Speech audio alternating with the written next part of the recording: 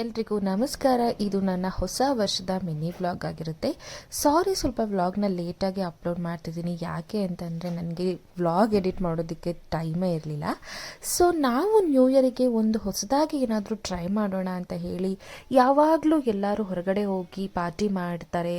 So ನಾವು ಈ ಸಲ ಏನಾದ್ರು ಡಿಫ್ರೆಂಟಾಗಿ ಟ್ರೈ ಮಾಡೋಣ ಅಂತ ಹೇಳಿ ಮನೆಯಲ್ಲೇ ಅಡುಗೆ ಮಾಡಿಕೊಂಡು ನಾವೆಲ್ಲರೂ ಒಟ್ಟಿಗೆ ನ್ಯೂ ಇಯರ್ನ ಸೆಲೆಬ್ರೇಟ್ ಮಾಡೋಣ ಅಂತ ಈ ಸಲ ಡಿಸೈಡ್ ಮಾಡಿದ್ವಿ. ಸೊ ಹಾಗಾಗಿ ನಾವು 31st ಮಾರ್ನಿಂಗೇ ಏನೇನು ಅಡುಗೆ ಮಾಡಬೇಕು ಅಂತ ಎಲ್ಲ ಡಿಸೈಡ್ ಮಾಡಿಕೊಂಡು ಐಟಮ್ಸ್ ಏನೇನು ಬೇಕು ಎಲ್ಲನೂ ತಂದು, ಸೊ ಮಧ್ಯಾಹ್ನ 3 ಗಂಟೆಯಿಂದ ನಾವು ಇದನ್ನೆಲ್ಲ ಅಂದರೆ ಹೆಚ್ಚೋದು, ಬಿಡಿಸೋದು, ಇದನ್ನೆಲ್ಲ ಮಾಡ್ಕೊಳ್ಳೋದಕ್ಕೆ ಶುರು ಮಾಡಿದ್ವಿ. ನೀವು ನೋಡ್ತಾ ಇರ್ಬೋದು ನನ್ನ ಫ್ರೆಂಡ್ಸು, ನನ್ನ ಕಸಿನ್ ಸಿಸ್ಟರ್ಸು ಎಲ್ಲರೂ ಇಲ್ಲಿ ಹೆಲ್ಪ್ ಮಾಡ್ತಾ ಇದ್ದಾರೆ. ಆ್ಯಕ್ಚುಲಿ ಒಟ್ಟಿಗೆ ಅಡುಗೆ ಮಾಡಿ ಊಟ ಮಾಡೋದು ನಮ್ಮ ಪ್ಲ್ಯಾನ್ ಇರಲಿಲ್ಲ, ಬಟ್ ಇದು ಸಡನ್ನಾಗಿ ಪ್ಲ್ಯಾನ್ ಆಯಿತು. ನಾವು ಈ ಸಲ ನಾನ್ ವೆಜ್ನ ಮಾಡಬೇಕು ಅಂತ ಅಂದ್ಕೊಂಡ್ವಿ. ಸೊ ಅದಕ್ಕೆ ಬೇಕಾದಂತಹ ಮಸಾಲೆ ಪದಾರ್ಥಗಳು, ಕೊತ್ತಂಬರಿ, ಕರ್ಬೇವಿನ ಸೊಪ್ಪು, ಈರುಳ್ಳಿ, ಶುಂಠಿ ಬೆಳ್ಳುಳ್ಳಿ ಪೇಸ್ಟ್, ಒಂದು ಟ್ರೇ ಫುಲ್ ಮೊಟ್ಟೆ, ಮೆಂತ್ಯ ಸೊಪ್ಪು, ಅವರೆಕಾಯಿ, ಚಿಕನ್ನು. ಇದು ಆ್ಯಕ್ಚುಲಿ ಚಿಲ್ಲಿ ಚಿಕನ್ ಮಾಡೋದಕ್ಕೆ ಮ್ಯಾರಿನೇಟ್ ಮಾಡಿ ಇಟ್ಟಿರೋದು. ಇದು ಚಿಕನ್ ಗ್ರೇವಿಗೆ ರೆಡಿ ಮಾಡ್ತಾ ಇರೋದು.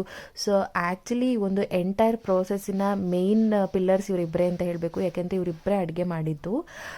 ಏನೇನು ಅಡುಗೆ ಮಾಡಿದ್ದೀವಿ ಅನ್ನೋದನ್ನು ನೆಕ್ಸ್ಟ್ ಕ್ಲಿಪ್ಸಲ್ಲಿ ತೋರಿಸ್ತೀನಿ. ಸೊ ಫಸ್ಟ್ ಇವರು ಮಾಡೋದಕ್ಕೆ ಶುರು ಮಾಡಿದ್ದು ಬಂದು ಚಿಕನ್ ಗ್ರೇವಿ. ಆ್ಯಕ್ಚುಲಿ ನನ್ನ ಫ್ರೆಂಡ್ ಮಾಡೋಂಥ ಚಿಕನ್ ಗ್ರೇವಿ ನನಗಂತೂ ಸಖತ್ ಇಷ್ಟ.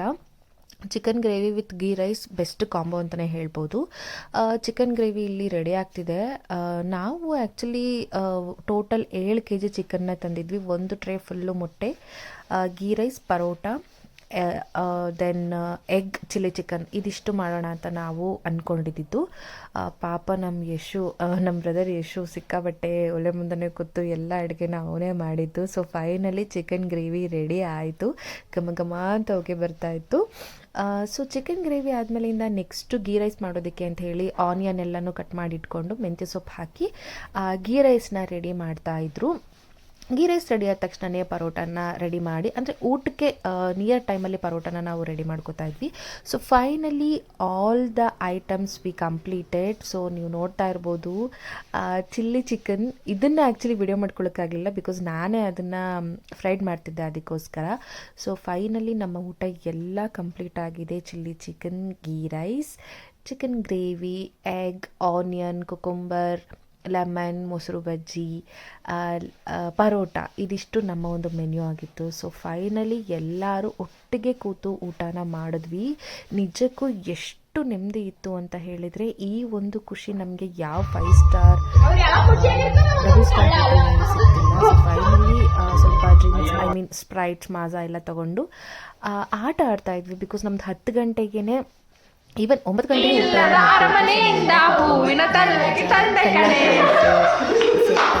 ಆಮೇಲೆ ದಮ್ ಶರತ್ಸ್ ಎಲ್ಲ ಹಾಡ್ತಾ ಇದ್ವಿ. ಸೊ ಫೈನಲಿ 12 o'clock ನಿಯರ್ ಆಯಿತು.